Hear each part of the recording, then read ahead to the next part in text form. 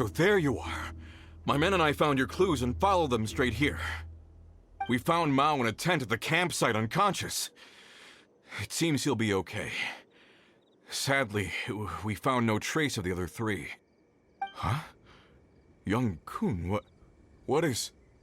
Nothing. Pay it no mind. Those 3 miners are over there, in that cave.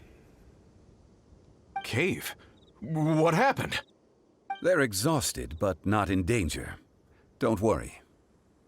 Right. Well, thank you, all of you. I better go and see how they're doing. So you're taking them back to Liyue Harbor? That's right. Can I come with you? No problem. You rescued my men. I'll be happy to assist all of you in any way I can. I'll be back soon. I need to assess their condition. Kunjun, we should be calling you Ezdaha. You're coming back to Liyue Harbor too, right? Not I. Merely this body. Once I'm gone, the true owner will accompany the miners back to Liyue. Kunjun hails from a family of famous artisans. He too will be famous in time. It would be a shame for someone of his talent to go missing. You always did have a great admiration for blacksmiths. Curious how swords and daggers are blind, yet their creators see so much. Perhaps empathy is mankind's proudest achievement after all. Ezdaha, I am no longer the Geo-Archon. I can sense it.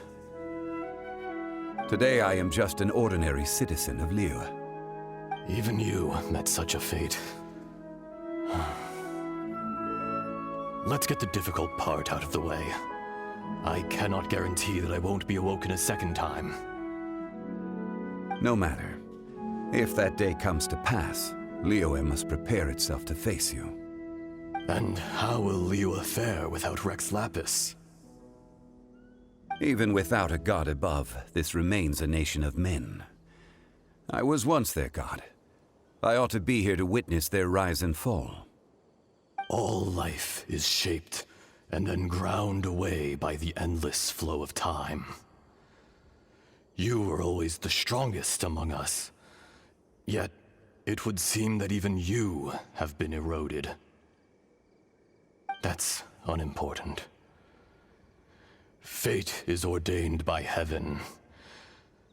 Even if our mission had already concluded, it would be cowardly not to strike out on the road of departure.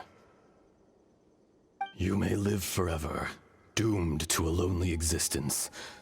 Yet, even this is temporary. When you reach the end of time, those people, those past and future relationships predetermined by fate, they will be waiting for you. I do not pretend to match your rhetoric when it comes to the subject of a life long lived.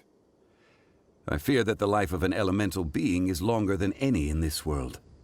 Were it not so, you would have killed me long ago, and would not be having to face me again now. You've brought a smile to my face. When all is said and done, a reunion between old friends is an auspicious occasion. That day in the chasm, did you hesitate? A heart of stone is a heart nonetheless.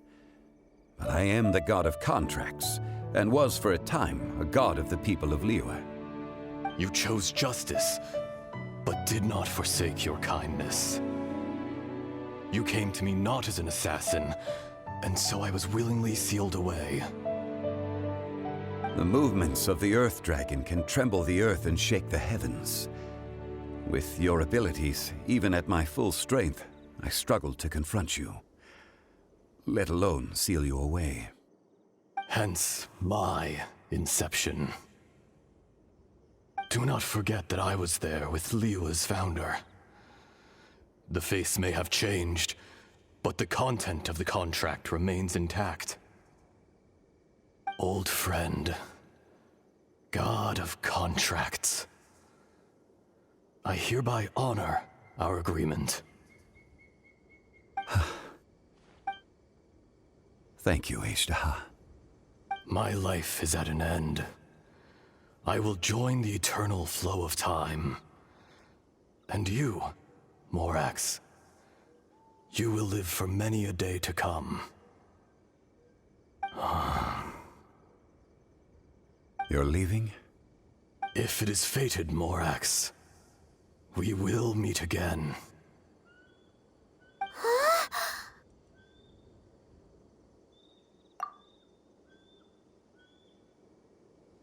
Yes. Don't be alarmed. He's only asleep. Wow, that was so weird. It was like he suddenly became another person. In fact, we have yet to meet the real Kunjun.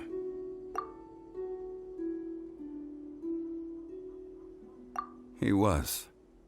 Centuries may have passed since then, but events from 1,000 years ago remain crystal clear in my mind.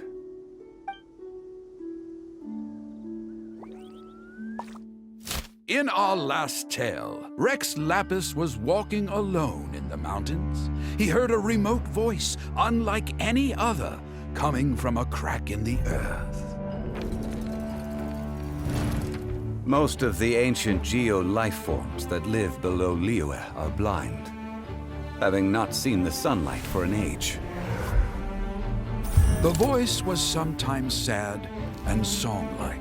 Other times it was loud and thunderous. The Lord of Geo searched here and there before finally unearthing a strange stone from the bedrock. That's how Ashtaha was. I answered his wish and took him above ground. The Lord of Geo took pity on the rock spirit and carved it into a magnificent work of craftsmanship, a vivid representation of a dragon. I bestowed him with a pair of eyes to see the world and came to an agreement with him. With his fingers, he made 2 eyes. Quicker than words could tell, lightning flashed and thunder roared, and a living, breathing dragon soared into the clouds. I agreed to let him live among the people above ground. But if the day ever came when he brought ruin to order, he would once again be sealed in the dark. The dragon accompanied the Lord of Geo, fighting campaigns alongside him in the 4 corners of the world. We have a saying to eulogize these events. The crash of a spear brought billowing dust.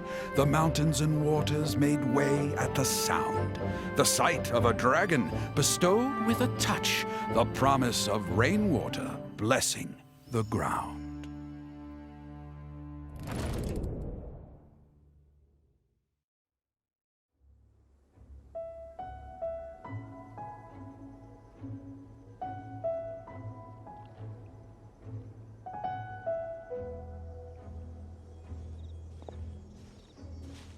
A 1,000 years ago, Ashtaha attacked the chasm. I tried to obstruct him, fighting him tooth and nail down the length and breadth of the mine. Finally, I brought him down and sealed him underground. During that battle, Dragonfall was born. Ashtaha could sense the stone. Subconsciously, he wanted to use it to find me. Despite being the victor, I could not claim to be stronger than he. And in his heart, he still retained an ounce of goodwill towards me, towards Liyue, towards life above ground. He was willing to be sealed away, but as the erosion set in, he forgot. Even I cannot avoid it, but there is something I understand better than most.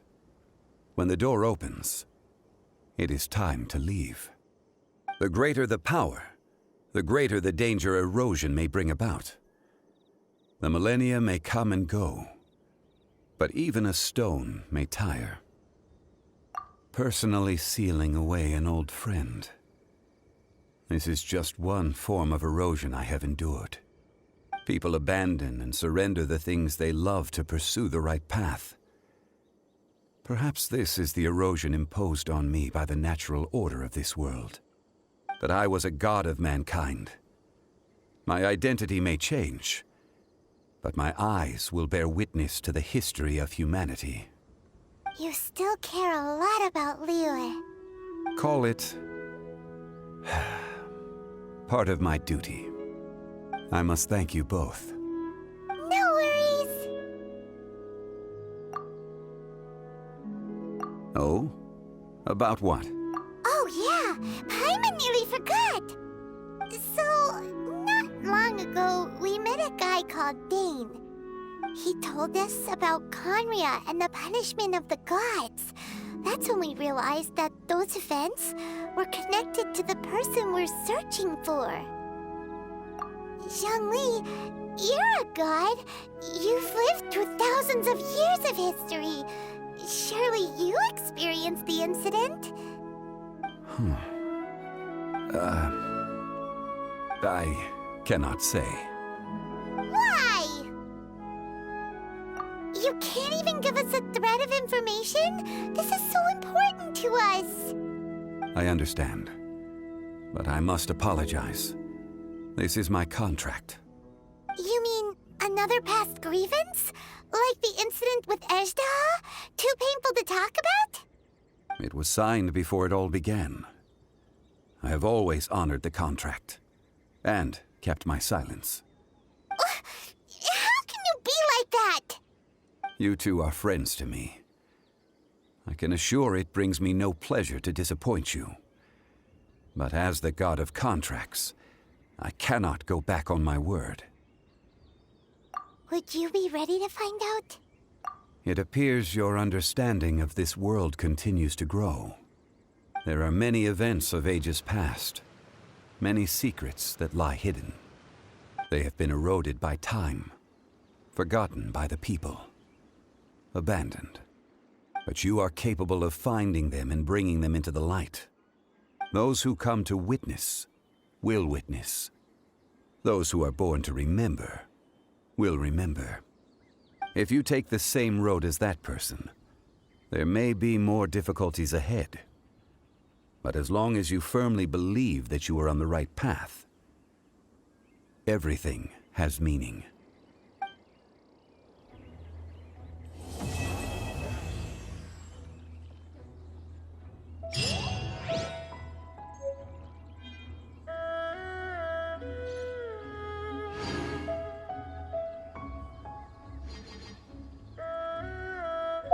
I just came up with an